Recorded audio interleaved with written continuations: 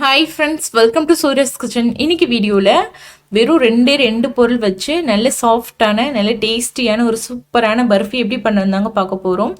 ரொம்ப சாஃப்டாக இருக்கும். கண்டிப்பாக ட்ரை பண்ணி பாருங்கள். இப்போ இந்த பர்ஃபி செய்கிறதுக்கு ஸ்டவ் ஆன் பண்ணி அதில் ஒரு பேன் சூடு பண்ணிக்கோங்க. அதில் 1 கப் அளவுக்கு வேர்க்கடலை சேர்த்துக்கலாம். வேர்க்கடலை நான் பச்சை வேர்க்கடலை எடுத்திருக்கேன். நீங்கள் வறுத்த வேர்க்கடலை கூட எடுத்துக்கலாங்க. இது உங்களுக்கு சரியாக 200 கிராம் அளவுக்கு இருக்கும். இந்த வேர்க்கடலையை மிதமான தீயில வச்சுட்டு ஒரு 4லேருந்து 5 நிமிஷத்துக்கு நல்லா வறுத்து எடுத்துக்கலாம். கருகாம நிறமாறாம வறுத்து எடுத்துக்கணுங்க. நீங்க வறுத்த வேர்க்கடலை எடுக்கிறீங்க அப்படின்னா அது ஒரு 2 நிமிஷம் மட்டும் நீங்க லைட்டா சூடு பண்ணி எடுத்தீங்கன்னா போதும். ரொம்ப நேரம் வறுக்க தேவையில்லை. பச்சை வேர்க்கடலைன்னா ஒரு 4லேருந்து 5 நிமிஷத்துக்கு நல்லா பொறுமையா வறுத்துக்கோங்க. இப்போ இந்த அளவுக்கு வறுப்பட்டதுக்கு அப்புறமா இந்த மாதிரி ஒரு வேர்க்கடலை எடுத்து நல்லா அழுத்தி பார்த்தீங்கன்னா தோல் தனியா உங்களுக்கு எடுக்க வரணும்.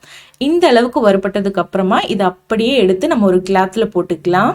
இந்த மாதிரி நான் ஒரு இட்லி கிளாத் தாங்க எடுத்திருக்கேன். இந்த கிளாத்ல அப்படியே வேர்க்கடலையே நல்லா சூடாவே போட்டுக்கலாங்க. போட்டுட்டு அந்த எண்டு பகுதி எல்லாத்தையும் எடுத்து இந்த மாதிரி நீங்க பிடிச்சிக்கோங்க. கையில பிடிச்சிட்டு இந்த மாதிரி நீங்க பண்ணிட்டு இந்த வேர்க்கடலையே இந்த மாதிரி நல்லா தேய்ச்சி விட்டுருங்க. ஒரு 4லேருந்து 5 நிமிஷத்துக்கு நீங்க நல்லா தேய்ச்சி விட்டீங்க அப்படின்னா உங்களுக்கு அந்த வேர்க்கடலையோட தோல் மட்டும் தனியா வந்துருங்க. இந்த மாதிரி சூடோடையே நல்லா தேய்ச்சி விட்டுக்கோங்க. நீங்கள் ஆறுனதுக்கு அப்புறமா வேர்க்கடலையை தோல் எடுக்கிறதுக்கு கொஞ்சம் கஷ்டமா இருக்கும். ஆனால் இந்த மாதிரி நீங்கள் சூடோடையே துணியில் போட்டு நல்லா தேய்ச்சி விட்டீங்க அப்படின்னா அந்த தோல் மட்டும் உங்களுக்கு நல்லா தனியாக வந்துருங்க. பாருங்க, வேர்க்கடலையோட தோல் மட்டும் நம்மளுக்கு நல்லா தனியாக வந்துருச்சு பாருங்க. இப்போ இதை நம்ம அப்படியே நீங்கள் முரத்தில் போட்டு புடைச்சி எடுக்கிறதா இருந்தால் கூட நீங்கள் எடுத்துக்கலாம். இப்போ இந்த வேர்க்கடலையில் 1-2 வேர்க்கடலை மட்டும் தோல் வராமல் இருக்கும். அதை நீங்கள் கையில் இந்த மாதிரி லைட்டாக அழுத்தி விட்டிங்கன்னா உங்களுக்கு வந்துடும். நான் இந்த மாதிரி ஒரு ஜல்லி கரண்டி எடுத்திருக்கீங்க. அந்த கரண்டியில் இந்த மாதிரி வேர்க்கடலையை போட்டுட்டு லைட்டாக இந்த மாதிரி நீங்கள் ஆட்டுனீங்க அப்படின்னா உங்களுக்கு அந்த தோல் மட்டும் தனியாக கீழே போயிடும். வேர்க்கடலை மட்டும் அந்த கரண்டிலேயே நின்றுக்கும். இந்த மாதிரி நீங்கள் சலிச்சு கூட எடுத்துக்கலாம். இது உங்களுக்கு புடைச்சி எடுக்கிறதுக்கு ஈஸியாக இருக்கும் அப்படின்னா நீங்கள் புடைச்சி கூட எடுத்துக்கலாங்க. உங்கள் விருப்பம் தான். நீங்கள் எப்படி வேணாலும் தோலை க்ளீன் பண்ணி எடுத்துக்கலாம். எனக்கு இந்த மாதிரி கரண்டியில் போட்டு சுத்தம் பண்ணி எடுக்கிற ரொம்ப ஈஸியாக இருக்கும். இந்த மாதிரி நம்ம பண்ணும்போது டஸ்ட் எல்லாம் எல்லா பக்கமும் படாமல் அந்த கிளாத்லேயே நின்றுக்குங்க. இந்த மாதிரி நீங்கள் ரொம்ப நேரம் ஆட்டக்கூட தேவையில்லை. லைட்டாக ஆட்டினீங்கனாலே போதும். தோல் எல்லாம் உங்களுக்கு தனியாக கீழே போயிடும். வேர்க்கடலை மட்டும் கரண்டிலே இருந்துக்கும். பாருங்கள், இந்த மாதிரி நான் சுத்தம் பண்ணி எடுத்துட்டேன். வேர்க்கடலையில் 1-2 தோல் இருந்தால் உங்களுக்கு பரவாயில்லைங்க. வேர்க்கடலை தனியாகவும் தோல் தனியாகவும் நின்றுக்கும். பாருங்கள், அந்த துணியிலேயே நின்றுக்கும். இதை நம்ம அப்படியே எடுத்து டஸ்ட்பினில் போட்டுக்கலாம். வீடெல்லாம் உங்களுக்கு தூசி ஆகாதுங்க. இப்போ இந்த வேர்க்கடலையை நம்ம அப்படியே ஒரு மிக்ஸி ஜாரில் போட்டுக்கலாங்க. மிக்ஸி ஜார் ஈரப்பதம் இல்லாமல் எடுத்துக்கோங்க. சப்போஸ் ஈரமாக இருக்குன்னா ஒரு துணி வச்சு நல்லா தொடச்சிக்கோங்க. அப்படி இல்லைன்னா வெயிலில் கூட ஒரு 2 நிமிஷம் நீங்கள் வச்சு எடுத்துக்கலாம்.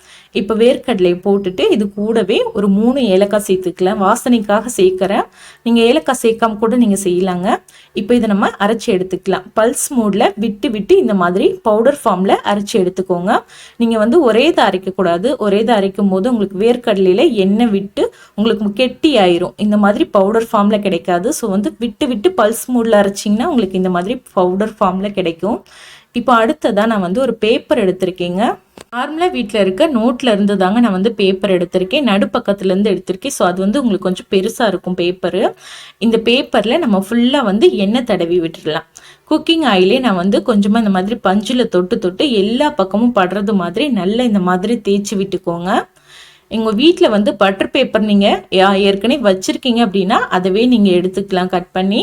இல்லாத பட்சத்தில் நீங்கள் இந்த மாதிரி பேப்பரில் ஃபுல்லாக எண்ணெய் தடவி விட்டீங்க அப்படின்னா உங்களுக்கு பட்டர் பேப்பர் ரெடி ஆயிருங்க. இந்த மாதிரி இல்லாதவங்க நீங்கள் இந்த மாதிரி கூட நீங்கள் செஞ்சு எடுத்துக்கலாம். இது மாதிரி பேப்பர் ஃபுல்லாக எண்ணெய் நல்லா தடவிக்கோங்க. நான் ஒரு 2 பேப்பருக்கு இந்த மாதிரி எண்ணெய் தடவி எடுத்து வச்சுருக்கீங்க. பாருங்க, ஹோம்மேட் பட்டர் பேப்பர் ரெடி ஆயிருச்சு. இந்த பட்டர் பேப்பரில் தான் நம்ம வச்சு இந்த பர்ஃபி செய்ய போகிறோம். இப்போ அடுத்ததான் ஸ்டவ் ஆன் பண்ணி அதில் ஒரு பேன் சூடு பண்ணிக்கோங்க. அதில் 1/2 கப் அளவுக்கு சர்க்கரை சேர்த்துக்கலாம். கூடவே 1/4 கப் அளவுக்கு தண்ணி சேர்த்துக்கோங்க. 1 கப் வேர்க்கடலைக்கு பார்த்தீங்க அப்படின்னா 1/2 கப் அளவுக்கு சர்க்கரை, 1/4 கப் அளவுக்கு தண்ணி சரியான அளவாக இருக்குங்க. இப்போ இதை நல்லா நம்ம கலந்து விட்டுடலாம். அடுப்பை கொஞ்சம் ஹை ஃப்ளேம்லேயே வச்சுட்டு சர்க்கரை நல்லா கரைஞ்சி வரும். அப்படின்னா உங்களுக்கு இப்போ பாருங்க, சர்க்கரை நல்லா கரைஞ்சி பாகு பதத்துக்கு வந்திருக்கு. இன்னுமே நல்லா நம்மளுக்கு கொதிக்க ஆரம்பிக்கணும். கொதிக்க ஆரம்பிக்கும் போது நம்ம செக் பண்ணி பார்க்கலாம். ஒரு கம்பி பதம் வரணுங்க நம்மளுக்கு. இது நல்லா நுரைச்சி கொதிக்கும் போது செக் பண்ணி பாருங்க. அடிக்கடி நீங்க செக் பண்ணி பார்த்துக்கிட்டே இருக்கணும். நம்மளுக்கு 1 ஸ்ட்ரிங் கன்சிஸ்டன்சி வரணும். ஸோ இப்போ இந்த அளவுக்கு நுரைச்சி வந்ததுக்கப்புறமா நீங்கள் வந்து செக் பண்ணி பாருங்கள். இந்த மாதிரி கையில் தொட்டு நீங்கள் பார்க்கும்போது சரியாக உங்களுக்கு இந்த மாதிரி ஒரு கம்பி வரணும். பாருங்கள், ஒரு கம்பி பதம் வரணும். ஒரு 2 நிமிஷம் உங்களுக்கு சக்கரை கொதிச்சதுக்கப்புறமா நீங்கள் செக் பண்ணி பார்த்தீங்கன்னா உங்களுக்கு சரியாக இருக்குங்க. ஒரு கம்பி பதம் வரும். ஒரு கம்பி பதம் வந்ததுக்கப்புறமா அடுப்பை ஃபுல்லாக சிம்மில் வச்சுருங்க. வச்சுட்டு நம்ம பொடிச்சு வச்சுருந்த வேர்க்கடலையே சேர்த்துக்கோங்க. சேர்த்துட்டு இதை நல்லா கலந்து விட்டுருங்க. அடுப்பை வந்து முழுக்க முழுக்க சிம்மில் தாங்க இருக்கணும். சிம்மிலே வச்சுட்டு இதை நல்லா வந்து இந்த மாதிரி கலந்து விட்டுடலாம். ஃபஸ்ட்டு உங்களுக்கு வந்து அந்த பாகு வந்து பத்தாத மாதிரி இருக்கும். ஆனால் நீங்கள் நல்லா கலந்து விட நல்ல ஒரு பேஸ்ட் பதத்துக்கு வந்துடும். உங்களுக்கு கட்டி எதுவும் இல்லாத மாதிரி நல்லா கலந்து விட்டுருங்க. அடுப்பை வந்து சிம்மிலே வச்சுக்கோங்க. பாருங்கள், இந்த அளவுக்கு நல்லா கலந்து விட்டுருங்க. வெறும் 2 பொருள் இருந்தால் போதுங்க. வேர்க்கடலை, சர்க்கரை, இது 2 மட்டும் இருந்தால் போதும். ரொம்ப ரொம்ப ஈஸியாக நல்ல டேஸ்டி நம்ம கடையில் கிடைக்கிற மாதிரியே சூப்பரான பர்ஃபி வீட்லேயே பண்ணிடலாம். கண்டிப்பாக இந்த ரெசிபியை ட்ரை செஞ்சு பார்த்துட்டு எப்படி வந்ததுங்கிறத கமெண்ட் பாக்ஸில் சொல்லுங்கள். இப்போது இந்த அளவுக்கு நல்லா கலந்து விட்டாச்சு. இது உங்களுக்கு ஒரு 2 நிமிஷத்துக்கு நீங்கள் இந்த மாதிரி நல்லா கலந்துக்கிட்டே இருக்கணும். ஹையில் வச்சு கலக்கக்கூடாதுங்க. சிம்மிலே வச்சு நல்லா கலந்து விட்டுக்கோங்க. இது நல்லா உங்களுக்கு கெட்டியாகி வரும். இப்போ பாருங்கள், நல்லாவே கெட்டியாகி வந்திருக்கு. இந்த மாதிரி நீங்கள் மாவை நல்லா கலந்து விடும்போது மாவு கடியில் பார்த்தீங்கன்னா லைட்டாக ஒரு நுரை மாதிரி ஒரு ஃபார்ம் ஆகும். அந்த மாதிரி உங்களுக்கு நுரை மாதிரி வரும்போது நீங்கள் ஸ்டவ்வை வந்து ஆஃப் பண்ணிக்கலாம். இப்போ பாருங்கள், உங்களுக்கு பேனில் பார்க்கும்போதே தெரியும். அந்த இதை நம்ம வந்து பெரட்டி விடும்போது அடியில் லைட்டாக ஒரு நுரை மாதிரி இருக்கும். அந்த மாதிரி இருக்கும்போது நீங்கள் ஸ்டவ்வை ஆஃப் பண்ணிவிட்டு இதை அப்படியே நம்ம ரெடி பண்ணி வச்சுருந்தோம் இல்லையா பட்டர் பேப்பர், அந்த பட்டர் பேப்பர் மேலே வந்து நீங்கள் அந்த இதை போட்டுக்கோங்க. ஸ்வீட்டை போட்டுட்டு இதை நல்லா வந்து கரண்டி வச்சு ஒரு 4-5 டைமாவது இதை நல்லா வந்து நம்ம வந்து கலந்து விட்டுடலாம். இப்போ இந்த மாவை ஸ்பூனை வச்சு ஒரு 4-5 டைம் நல்லா வந்து மிக்ஸ் பண்ணி விட்டுருங்க. இந்த மாதிரி மிக்ஸ் பண்ணிக்கோங்க. கொஞ்சம் ஸ்ட்ரிக்கியாக இருக்கும், பரவாயில்ல, நல்லா மிக்ஸ் பண்ணிக்கோங்க. கரண்டியில் இருக்க மாவு வந்து ஒரு ஸ்பூன் வச்சு எடுத்து அதிலே போட்டுருங்க.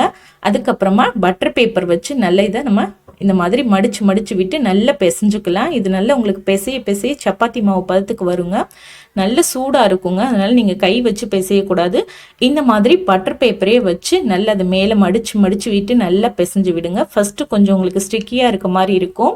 கொஞ்சம் அது உங்களுக்கு ஆற பார்த்திங்கன்னா நல்ல உங்களுக்கு மாவு பதத்துக்கு வரும். நல்ல சப்பாத்தி மாவு பதத்துக்கு வருங்க.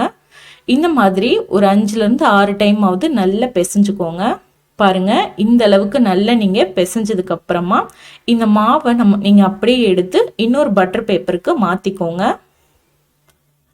இந்த பட்டர் பேப்பரில் ஒட்டி இருக்க அந்த வேர்க்கடலை மாவை எடுத்து அந்த மாவுலேயே போட்டுட்டு இன்னொரு பட்டர் பேப்பரில் நான் வந்து மாற்றிருக்கேங்க. மாற்றிட்டு இதை மறுபடியும் இதை நல்லா லைட்டாக கையில் பிசைஞ்சு கொடுத்துக்கோங்க. இப்போ வந்து கை பொறுக்கிற சூடு இருக்கும். ஸோ கை வச்சு லைட்டாக ஒரு 2-3 டைம் பிசைஞ்சிட்டு அப்படியே இதை வந்து நம்ம தேய்ச்சி எடுத்துக்கலாம். அப்படியே பட்டர் பேப்பர் மேலே போட்டு சப்பாத்தி கட்டை வச்சு இந்த மாதிரி ரோல் பண்ணிக்கோங்க. இது உங்களுக்கு பேப்பர்லாம் ஒட்டாதுங்க, நல்லா ஒட்டாமல் வரும். இப்போ இது மேலேயே நம்ம வச்சுட்டு நல்ல சப்பாத்தி கட்டை வச்சு நல்லா இந்த மாதிரி தேய்ச்சி கொடுத்துக்கலாம். ஓரங்களில் வெடிப்பு இருந்துச்சுன்னா கை வச்சு நல்லா அழுத்தி விட்டு நல்லா தேய்ச்சிக்கோங்க. மேலே நல்ல சமமாக இருக்கணுங்க, மேடு பள்ளமாக இல்லாமல் நல்ல சமமாக தேய்ச்சிக்கோங்க. ரொம்ப வந்து தின்னாக தேய்ச்சிடக்கூடாது. கொஞ்சம் ஒரு 1/2 இன்ச் அளவுக்கு திக்காக இருக்க மாதிரி தேய்ச்சிக்கோங்க. மாவு இந்த அளவுக்கு நல்லா திக்காக தேய்ச்சதுக்கு அப்புறமா இதை வந்து நம்ம கட் பண்ணி எடுத்துக்கலாங்க. நான் கட் பண்ணி எடுக்கிறதுக்கு இந்த மாதிரி ஒரு கரண்டி யூஸ் பண்ணி அளந்து கட் பண்ணிக்கிறேன். எல்லா பர்ஃபியும் ஒரே அளவில் இருக்கணுங்கிறதுக்குனால இந்த மாதிரி நான் அளந்து கட் பண்ணுறேன். இல்லை ஸ்கேல் இருந்தால் கூட நீங்கள் ஸ்கேல் வச்சு நீங்கள் அளந்து கட் பண்ணிக்கலாம். அப்படி இல்லை நான் நார்மலாகவே கட் பண்ணிடுவேன் அப்படின்னா நீங்கள் நார்மலாகவே அப்படியே கூட நீங்கள் கட் பண்ணிக்கலாங்க. ஃபஸ்ட்டு இந்த மாதிரி ஒரு ஸ்ட்ரைட் லைனில் கட் பண்ணிக்கோங்க. இப்போ இந்த மாவு உங்களுக்கு நல்லாவே ஆறி இருக்குங்க. ஃபுல்லாகவே நல்லா ஆறிருச்சு. கட் பண்ணுறதுக்கும் ரொம்ப ஈஸியாக இருக்குங்க, கஷ்டமாலாம் இருக்காது. ரொம்ப ரொம்ப ஈஸியாக இருக்கும். ஃபஸ்ட்டு ஸ்ட்ரைட் லைனில் கட் பண்ணிவிட்டு அதுக்கப்புறம் இந்த மாதிரி கிராஸ் லைனில் கட் பண்ணிக்கோங்க. அப்போ உங்களுக்கு அந்த கட்லி சேஃப் வந்து கிடைக்கும். மேலே வந்து சின்ன சின்ன கருப்பு புள்ளியாட்டம் இருக்கிறது நம்ம ஏலக்காயோடைய விதை தாங்க உங்களுக்கு அப்படி இருக்குது. நீங்கள் ஏலக்காய் சேர்க்காமல் செஞ்சிங்கன்னா ஃபுல்லாக நல்லா உங்களுக்கு ஒயிட் கலராக கிடைக்கும். பீனட் கட்லி ரெடி ஆயிடுச்சு. கண்டிப்பாக ட்ரை பண்ணி பாருங்கள். ரொம்ப ரொம்ப ஈஸியாகவும் இருக்கும், நல்ல டேஸ்ட்டாகவும் இருக்கும். நம்ம கடையில் வாங்கி சாப்பிட்ற மாதிரி அதே மாதிரி சுவையில் இருக்கும். கண்டிப்பாக ட்ரை பண்ணி பாருங்கள். இந்த சூப்பரான நல்ல டேஸ்டியான பீனட் கட்லி நான் உங்களுக்கு உடச்சி காட்டுறேன். எவ்வளோ சாஃப்டாக இருக்குன்னு பாருங்கள். கண்டிப்பாக உங்களுக்கு இந்த வீடியோ பிடிச்சிருக்குன்னு நினைக்கிறேன். பிடிச்சிருந்தா வீடியோக்கு ஒரு லைக் கொடுத்து வீடியோவை ஃப்ரெண்ட்ஸ் கூட ஷேர் பண்ணிக்கோங்க. சப்ஸ்கிரைப் பண்ணலைன்னா மறக்காமல் சப்ஸ்கிரைப் பண்ணிக்கோங்க. நாளைக்கு ஒரு சூப்பரான வீடியோவோட நான் உங்களை மீட் பண்ணுறேன். தேங்க்யூ.